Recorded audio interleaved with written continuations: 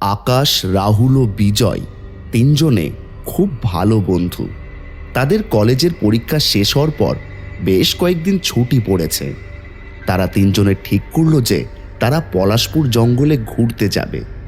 এতে রাহুল ও আকাশ খুব উৎসাহিত হলেও বিজয়ের মন সায় দিচ্ছিল না। তাই সে বারবার মানা করা সত্ত্বেও রাহুল ও আকাশের পাল্লায় পড়ে তাকে যেতে হয়। পলাশপুর তাদের পৌঁছতে পৌঁছতে প্রায় দুপুর পেরিয়ে যায়। তারা একটি হোটেলে ওঠে। সেই দিন তারা আর কোথাও না বেরিয়ে হোটেলেই কাটায়। পরের দিন তারা তিনজনে সকাল সকাল বেরিয়ে পড়ল জঙ্গলের দিকে। জঙ্গলের কাছাকাছি এসে বিজয় রাহুল ও আকাশকে বলল, আমার না একদম মন সায় দিচ্ছে না, আমাদের জঙ্গলে যাওয়া উচিত হবে না। আরে তুই আবার শুরু করেছিস? জঙ্গলের কাছে এসে জঙ্গল না দেখেই ফিরে যাব? আরে তাহলে আমাদের পলাশপুরে ঘুরতে আসার মানে কি হলো? তুই চল, তো কিচ্ছু হবে না, বিকেল হওয়ার আগেই আমরা হোটেলে ফিরে যাব। আরে চল চল, এত ভাবিস না তো, কিচ্ছু হবে না।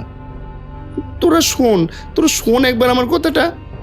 এরপর আকাশ ও রাহুল বিজয়ের কোনো কথা না শুনে বিজয়কে টানতে টানতে জঙ্গলের ভিতর নিয়ে গেল।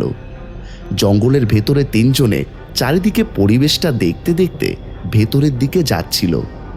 জঙ্গলের ভেতরে ওরা যতই যাচ্ছিল ততই অন্ধকার হয়ে যাচ্ছিল। আসলে জঙ্গলটা বড় বড় গাছ দিয়ে ভরা, তার উপর বিভিন্ন পাখির ডাক। আকাশ ও রাহুল যতটা উৎসাহে জঙ্গলের আরো ভেতরের গভীরে হেঁটেই যাচ্ছিল, বিজয় ঠিক ততটাই ভয় পাচ্ছিল। আর ভেতরে যাস না, এবার জঙ্গল থেকে বেরিয়ে যাই, চল। রাহুল ও আকাশ বিজয়ের কোনো কথা কান না দিয়ে ক্রমশ এগিয়ে যাচ্ছিল। আর বিজয় ভয়ে ভয়ে তাদের পিছন পিছন চলছিল আর তাদেরকে ক্রমশ মানা করছিল। কিছুক্ষণ চলার পর আকাশ লক্ষ্য করে বিজয়ের কোনো গলা শোনা যাচ্ছে না। তার একটু সন্দেহ হয় আর থেমে গিয়ে পেছনে ঘুরে তাকায় আর দেখে বিজয় তাদের পেছনে নেই। এই রাহুল, বিজয় কোথায় রে? আকাশের কথা শুনে রাহুলও পেছনে ঘুরে তাকায় আর দেখে সত্যি সত্যি বিজয় নেই। আরে এক্ষুনি তো আমাদের পেছন পেছন আসছিল বকবক করতে করতে, কোথায় গেল বলতো? কোনো জন্তু নিয়ে যায়নি তো? আরে দূর, এই জঙ্গলে কিছু পাখি, হনুমান আর জঙ্গলি মোষ ছাড়া তেমন কিছুই নেই। আর যদিও বা কোনো জন্তু নিয়ে যায় তাহলে তো আওয়াজ পেতাম। সে তো, আমাদের সময় নষ্ট করে কোনো লাভ নেই, চল এক্ষুনি খুঁজতে হবে। এরপর রাহুল ও আকাশ জঙ্গলে তন্ন তন্ন করে বিজয়কে খুঁজতে লাগলো। খুঁজতে খুঁজতে একটা জায়গায় গিয়ে দেখলো লাল রঙের বস্ত্র পরা, মাথায় জট পাকানো চুল, দেখতে গিয়ে বিকট এক তান্ত্রিক এক জায়গায় বসে সাধনা করছে। আর বিজয় একটা গণ্ডির মধ্যে চোখ বন্ধ করে বসে আছে। রাহুল ও আকাশ এই দৃশ্য দেখে চমকে ওঠে আর তাড়াতাড়ি তান্ত্রিকের সামনে গিয়ে চিৎকার করে বলে, কে তুই, আর আমার বন্ধুকে এইভাবে তুলে নিয়ে এসেছিস কেন? তান্ত্রিক আকাশের চিৎকার শুনে চোখ খোলে। তান্ত্রিকের চোখ কি ভয়ানক লাল লাল বড় বড়। তান্ত্রিক আকাশ ও রাহুলকে বলে, আরে তোরা এখান থেকে চলে যা, আমার কাছে বাধা দিস না, তোদের জন্য খুব খারাপ হবে। আমরা আমাদের বন্ধুকে না নিয়ে এখান থেকে যাব না, তুই আমাদের বাধা দিস না, তোর জন্য এটা ভালো হবে না কিন্তু। ঠিক আছে ঠিক আছে, তোদের ক্ষমতা থাকলে নিয়ে যা। এরপর আকাশ যে গণ্ডির মধ্যে বিজয় চোখ বন্ধ করে বসেছিল সেই গণ্ডির মধ্যে ঢুকতে যাবে, অমনি আগুনের কয়েকটা ছটা বেরিয়ে আকাশকে একেবারে দূরে মাটিতে ছিটকে ফেলে দেয়। আর তান্ত্রিক এই দৃশ্য দেখে আরো জোরে জোরে হাসতে থাকে। তান্ত্রিকের হাসি দেখে রাহুল সহ্য করতে না পেরে রেগে মেগে যেই তান্ত্রিককে হামলা করতে যাবে, অমনি তান্ত্রিক হাতের মধ্যে কিছু ছায়ের মতো নিয়ে কিছু মন্ত্র বলে রাহুলের দিকে ছুঁড়ে দেয়। এতে রাহুলও মাটিতে ছিটকে পড়ে। এরপর আকাশ রাহুলকে বলে, আমরা এইভাবে ওই তান্ত্রিকের সাথে পারবো না। তাহলে কি করবো আমরা? তোরা এখান থেকে চলে যা, এটাই তোদের জন্য ভালো হবে, আর আমাকে আমার কাজ করতে দে। আমাদের বন্ধুকে নিয়ে তোর কিসের কাজ?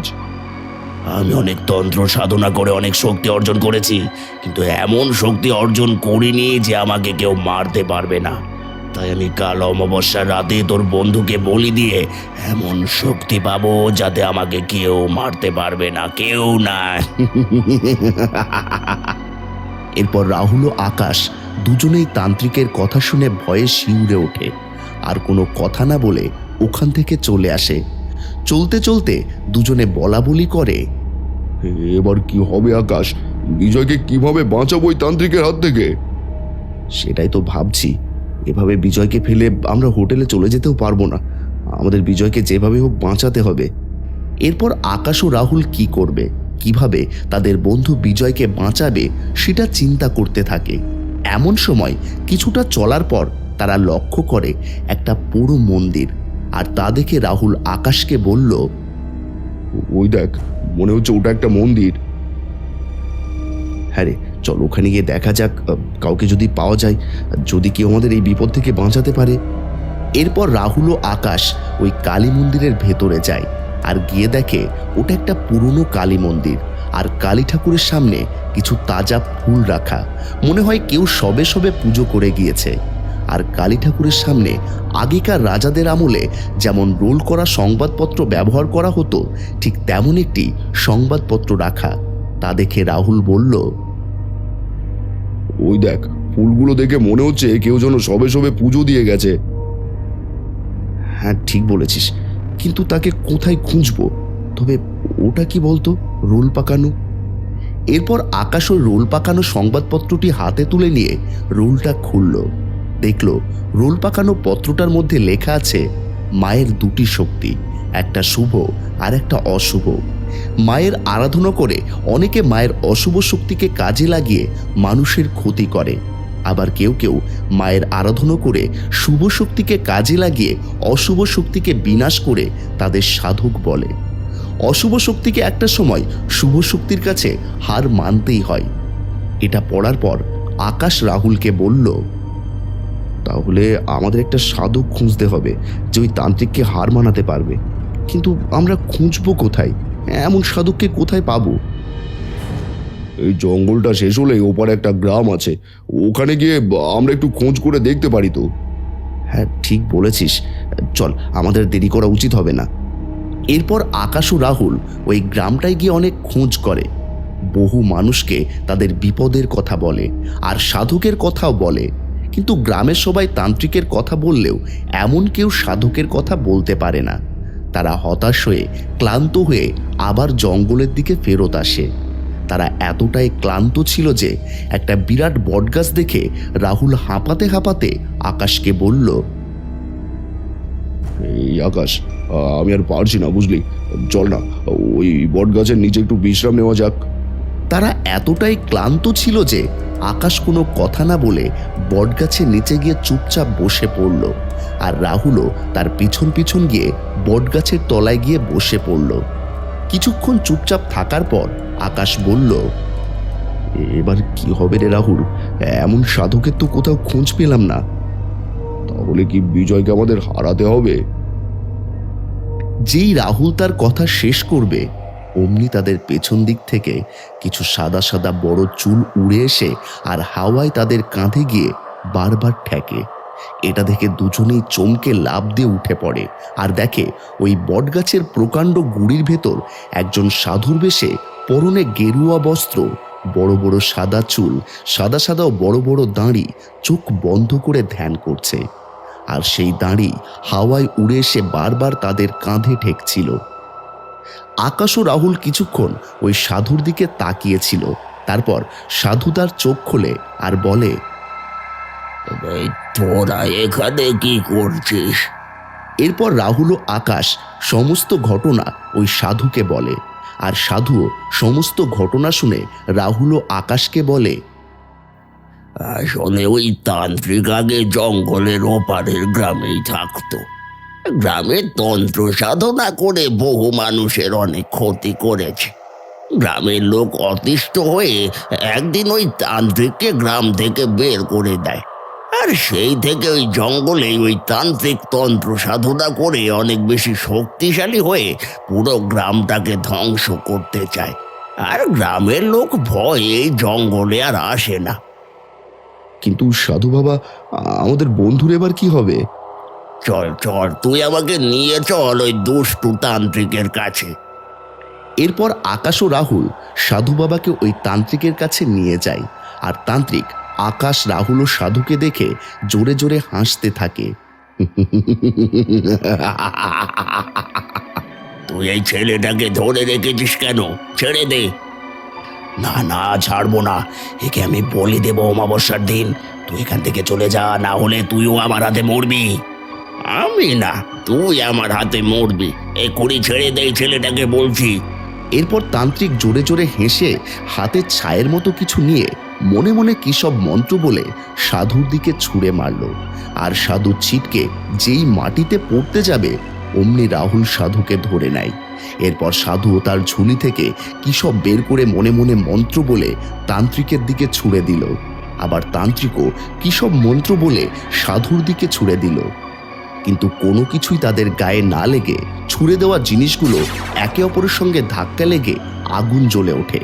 আগুনের ছটা বের হয়ে মাটিতে পড়ে যায়। এইভাবে কিছুক্ষণ চলার পর যখন সাধু দেখল এতে কিছুই হচ্ছে না, তখন সাধু তান্ত্রিককে বলল, তুই এই নিরীহ ছেলেটাকে মেরে কি লাভ পাবি? আমি অমাবস্যার দিন একে বলি দিয়ে আরো অনেক শক্তিশালী হয়ে যাব। তারপর আমাকে আর কেউ মারতে পারবে না। তুই এখান থেকে চলে যা, না হলে তোরা সব কটা মরবি। ঠিক আছে, অমাবস্যার দিন তুই এই ছেলেটাকে বলি দিবি তো? আমিও দেখব তুই কিভাবে বলি দিস। অমাবস্যার দিন আমি তোকে আকাশের চাঁদ দেখিয়ে ছাড়বো। সাধু বাবা, আপনি চলে আসলেন কেন? বিজয়ের কি হবে? আসলে এভাবে ওকে হারানো যাবে না। ও খুব শক্তিশালী তান্ত্রিক। ও আমার কোনো ক্ষতি করতে না পারলেও তোদের ক্ষতি করে দিত। ওকে হারাতে হলে আমাকে একটা হোম করতে হবে। তোমরা চিন্তা করো না, তোমাদের বন্ধুর কিছুই হবে না। এরপর অমাবস্যার দিন তান্ত্রিক বিজয়কে মাটিতে শুইয়ে তার চারপাশে মন্ত্র দিয়ে গুন্ডি কেটে একটা যজ্ঞ শুরু করে। আর কী সব মন্ত্র বলে ওই যজ্ঞের আগুনে কী সব দিতে থাকে। আবার এদিকে সাধুও ওই পোড়ো মন্দিরে কালী মায়ের সামনে হোম করে মাকে ডেকে সাধনা করে। আর সাধুও কী সব মন্ত্র বলে আগুনে কী সব দিতে থাকে। আর এদিকে রাহুল ও আকাশকে একটা করে মন্ত্রপুত রুদ্রাক্ষের মালা পুড়িয়ে মন্দিরে ঢোকার মুখে দাঁড়িয়ে থাকতে বলে। আর বলে, যতক্ষণ না এই সাধনা শেষ হবে ততক্ষণ যেন তোরা তান্ত্রিককে আটকাবি। এরপর তান্ত্রিক যজ্ঞ করার সময় বুঝতে পারে তার করা যজ্ঞ আর তার দেওয়া আহুতি কেউ বারবার নষ্ট করে দিচ্ছে। এরপর তান্ত্রিক রেগে মেগে উঠে সোজা পুরো মন্দিরটার সামনে গিয়ে মন্দিরে ঢোকার চেষ্টা করে, কিন্তু রাহুল ও আকাশ তাকে বাধা দেয়। এরপর তান্ত্রিক মন্ত্র পড়ে কী সব তাদের দিকে ছুড়ে দেয়, কিন্তু কোনো লাভ হয় না। আকাশ ও রাহুলের কিছুই হয় না। এইভাবে কিছুক্ষণ চলার পর সাধুর সাধনা শেষ হয়ে আর সাধু উঠে এসে তান্ত্রিকের সামনে এসে বলে, আর যুদ্ধ করে লাভ নেই। ওই দেখ, আকাশে চাঁদ উঠেছে। তান্ত্রিক আকাশের দিকে তাকিয়ে দেখে সত্যি সত্যি আকাশে চাঁদ উঠেছে। আর তান্ত্রিক তা দেখে রেগে জোরে জোরে চিৎকার করে ওঠে। আহ! এরপর তান্ত্রিকের সারা দেহ টুকরো টুকরো হয়ে মাটিতে ছিটকে পড়ে ছাইয়ে পরিণত হয়। তারপর আকাশ ও রাহুল আর সময় নষ্ট না করে সোজা বিজয়ের কাছে যায় আর বিজয়কে ডাকে, বিজয়, এ বিজয়, বিজয়, ওঠ! এরপর বিজয় আকাশ ও রাহুলের গলা শুনে আস্তে আস্তে চোখ খোলে, মাটি থেকে উঠে পড়ে আর তাদেরকে জিজ্ঞেস করে তার সঙ্গে কি হয়েছিল। এরপর আকাশ ও রাহুল বিজয়কে সমস্ত ঘটনা খুলে বলে। সমস্ত ঘটনা শুনে বিজয় খুব চমকে ওঠে। তারপর তারা তিনজনে সাধুর কাছে যায় আর সাধুকে ধন্যবাদ জানিয়ে সাধুর আশীর্বাদ নিয়ে পলাশপুর থেকে নিজের নিজের বাড়ি ফিরে আসে।